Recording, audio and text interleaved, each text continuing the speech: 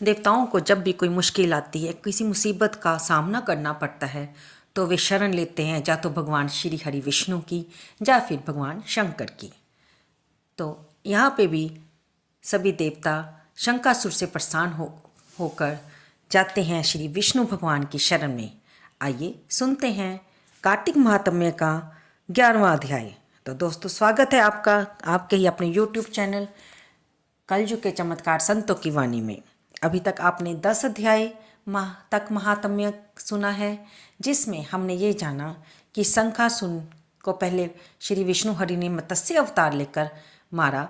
उसके बाद जब भगवान शंकर के क्रोध अग्नि से जलंधर गंगा सागर के संगम से उत्पन्न हुआ और ब्रह्मा जी ने उसका जातक आदि संस्कार किया और उसका नाम जलंधर रखा। और क्योंकि वह बालक बचपन से ही बहुत ही बलवान था, कैसे ना होता, क्योंकि वो भगवान रुद्र का अंश था। जवान होने पर उसका विवाह कालनेमी की पुत्री वृंदा के साथ हुआ।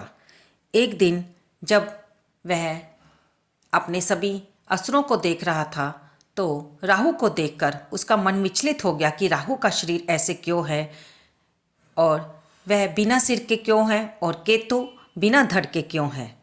तब क्योंकि वह अमृत पी चुका था, अमृत का पान कर चुका था, इसलिए उसकी मृत्यु नहीं हुई, लेकिन उसका धड़ राहु के नाम से और सिर केतु के नाम से अलग अलग विचरने लगे। अब आगे सुनते हैं कि 11वें अध्याय में क्या हुआ। जब जलंधर ने देवताओं पर आक्रमण कर दिया और देवता लोग उसके आक्रमण से भाग के विचलित होकर भगवान श्री विष्णु की हरि शरण में जाते हैं। नारद जी बोले, इंद्र आदि दैत्यों को वहां आता देख भय से कांपने लगे और विष्णु भगवान की स्तुति करने लगे। हे मच्छ कच्छ आदि रूप धारण कर भक्तों के दुख दूर करने वाले, ब्रह्मा विष्णु शिव आदि रूप में संसार का पालन व संहार करता शंख चक्र गदा पद्म और खड्ग धारण करने वाले आपको प्रणाम है। हे असुरों के संहारक गरुड़ वाहन पीताम्बर धारण करने वाले शरणागत भयहारी आपको नमस्कार है। दैत्यों से दुखी मनुष्यों के दुख दूर करने वाले शेषनाग की शैया पर शयन करने वाले सूर्य चंद्र रूपी नेत्रधारी आपको बार बार नमस्कार है। नारद जी बोले, इस संकट नाशन स्तोत्र का पाठ करने से कभी कोई भी दुख नहीं भोगेगा। भगवान विष्णु देवताओं को कष्ट में जानकर क्रोधित हो गरुड़ पर सवार होकर लक्ष्मी जी से बोले कि तुम्हारे भाई जलंधर ने देवताओं को बहुत दुखी कर रखा है, इसलिए मैं उससे युद्ध करने जा रहा हूँ।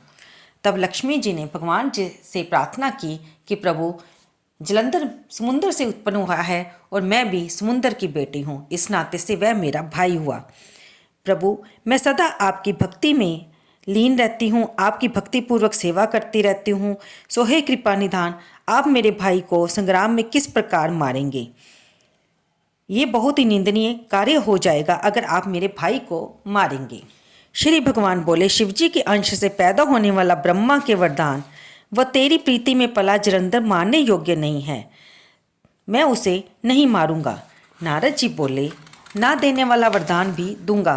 तब जलंधर बोला, यदि आप प्रसन्न हैं तो मेरी बहन लक्ष्मी अपने गणों सहित मेरे घर निवास करो। भगवान ने बहुत अच्छा कहकर लक्ष्मी व देवगणों सहित जलंधर के नगर में पधारे। नारद जी बोले कि जलंधर राक्षसों को देवताओं के अधिकार में सौंपकर पृथ्वी पर आया। देवता गंधर्व सिद्ध को रत्नों के समान उत्तम वस्तु को अधिकार में लेकर त्रिलोकी का राज्य करने लगा। देवताओं को वश में कर पिता तुल्य धर्म से प्रजा पालने लगा। उसके राज्य में रोगी दुखी निर्बल और दरिद्री कोई ना था। इस प्रकार के धर्म राज्य को वो उसकी राज्य लक्ष्मी को देखने और भगवान की सेवा करने में मैं भी एक बार उसके नगर में गया। तो जहाँ पर नारद जी जैसे कि पृथु को कथा बता रहे थे, यहाँ पर कार्तिक महात्म्य का 11वां अध्याय समाप्त होता है।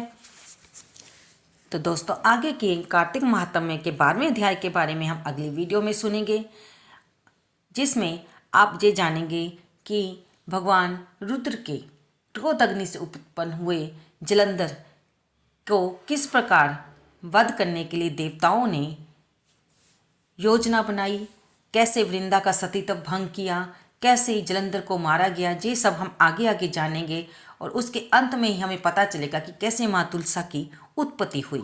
बने रहिए हमारे चैनल पर। और अगर आपको ये वीडियो थोड़ी सी भी अच्छी लगती है तो एक लाइक तो दोस्तों बनता ही है ना। और कमेंट बॉक्स में जय श्री विष्णु हरि, जय माँ तुलसा लिखना बिल्कुल ना भूलें। धन्यवाद दोस्तों।